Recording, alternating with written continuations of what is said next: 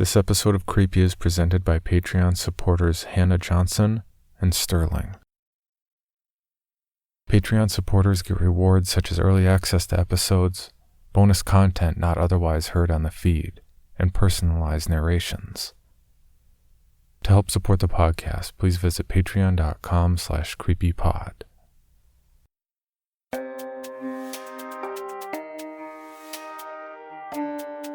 This is Creepy, a podcast dedicated to sharing the most famous, chilling, and disturbing creepypastas and urban legends in the world.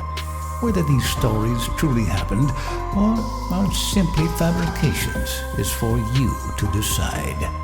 These stories may contain graphic depictions of violence and explicit language.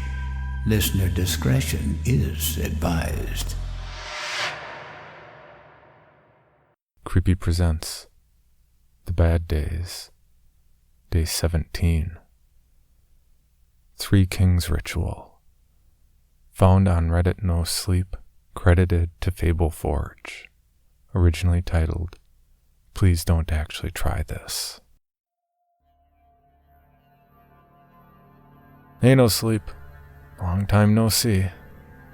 I've been posting bits and pieces of my life here, but I find them a little boring and self-serving. The last one about the juvenile incidents was already like 70% made up, to my shame. So today I'll post a recipe instead. This is not creepypasta, at least, not yet, and I'm writing it from a train in the NYC area. What I'm about to share with you today is one of my many relatively safe ways in which you can access, not quite enter, a place called the shadow side. And its effectiveness depends on how seriously you take me. Your mileage may vary. Refer to the title. I won't tell you that you shouldn't be afraid of the shadow side. Chances are you've already seen it after all, and merely think it was just a recurring dream. I will tell you there's no need to be ignorantly afraid of it though. There's a difference. Ignorance fuels fear, and fear can give that place a lot of juice to run on. You have to be big on preparation if you want to try this. It's like skydiving. If getting it right on your first try is not something you're good at, then it's not for you. If you do drugs or alcohol the night of the event, you're going to have a bad time.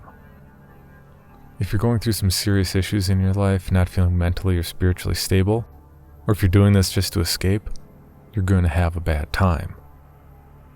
And if you don't follow my instructions, particularly the multiple backups I'll give you, which, trust me, are there for a reason, you're going to have a really bad time. The name of this game is The Three Kings, by the way. Ingredients: a very large, empty, and quiet room, preferably without windows. If windows exist, you need to be able to cover them and ensure total darkness. Basements usually work well, if they're roomy enough. A pack of candles.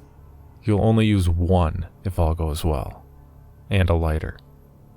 A bucket of water and a mug. A fan. 2 large mirrors, like the one on your dresser. Don't worry, they won't be harmed. Or if they are, it'll be the least of your concerns. 3 chairs, an alarm clock, an active cell phone. Don't forget to charge the goddamn battery.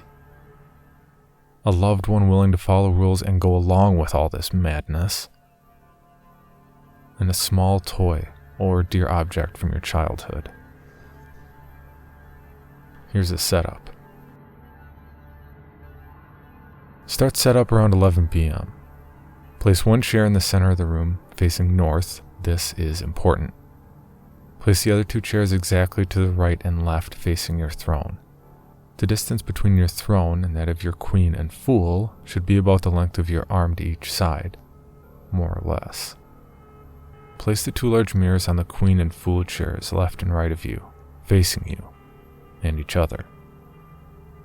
Try your best to have them stand at a 90-degree angle, or else you may get more or less than 3 kings. If you sit on your throne facing straight ahead, north, You should be able to perceive your own reflection in each of the two mirrors without actually having to turn your head nor your eyes to do so. If you see your own reflection in the corner of your eye, just barely there, then you've done it right. Place the bucket of water and a mug in front of you, just barely out of reach. Place the fan behind you and turn it on. Don't set it to maximum power. Medium or low is usually enough. Leave it on. Turn off the lights. Leave the door open and go to your bedroom. Set the candles by the side of the bed, next to a lighter. Set the candles by the side of your bed, next to a lighter, your alarm clock, and your cell phone. Leave it charging.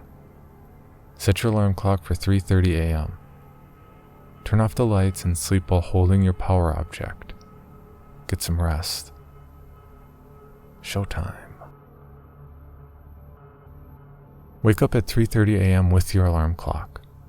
Turn it off, but don't turn on the light.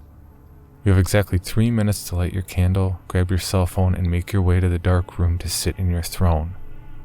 You should be seated by 3:30 a.m. Don't forget your power object. Check for potential red flags. If your cell phone didn't charge for whatever reason, abort the mission. If the alarm didn't go off at exactly 3:30 a.m., abort the mission. If you find the dark room door closed, remember, you left it open. Abort the mission. If the fan is turned off, you left it on. Abort the mission. Side note, if you have to abort the mission due to any of the above, leave the house with your loved one. Go to a hotel or something. There's no need to run. You have time to grab your jacket and your keys and whatnot, but leave. After 6 a.m., the coast should be clear. If all's going as planned, you can proceed and take your throne. Do not look directly at either of the two mirrors beside you. Do not let the candle go out. The fan is behind you. You must protect the candle with your body, which is standing in between. There's a reason for this, as you'll soon see. Look straight ahead at the darkness. Not at the candle, not at the mirrors, just straight ahead. If you've been paying attention, you surely noticed that I didn't say during setup which chair was queen and which chair was fool. That's because it's your job to find out. And from their point of view, you're either their queen or their fool too. Hence, 3 kings. I won't spoil what happens next. Suffice to say, you won't be alone if you have questions. You'll get answers. Sometimes in the form of new questions, but hey, that's the story of humanity, huh? Just stay put and try not to move. Again, do not look directly at the mirrors nor the candle. Just straight ahead. Trust me. Don't chicken out either. You need to wait until 4:34. By 4:34, it's all over. It's okay to tremble a little bit, just try not to. Not because it affects the ritual or anything. It's just a pussy thing to do while in polite company. Did I mention not to let the candle go out? That's what the fan's for. You're protecting the candle with your body. But if your body were to be suddenly moved, then the fan would turn off the candle. That's backup number 1. Your loved one is backup number 2. At 4:34, they have to come in and call your name. If that won't work, they have to call your cell phone. If that won't work, they have the glass of water and the bucket. They can't touch you though. That's a newbie mistake. Backup number 3 is your power item, the toy or locket or whatever object of strength you brought along for the ride. It'll show you the way if shit hits the fan. Multiple backups.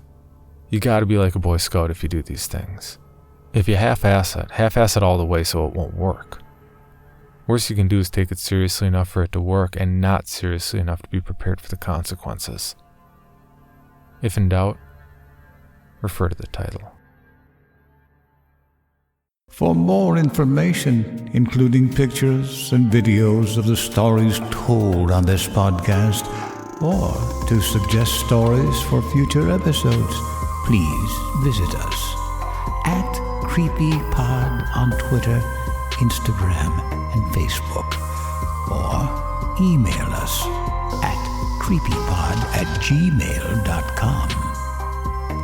All stories told on this podcast can be found at creepypastawikia.com and are protected by a Creative Commons license. Some rights reserved unless otherwise stated.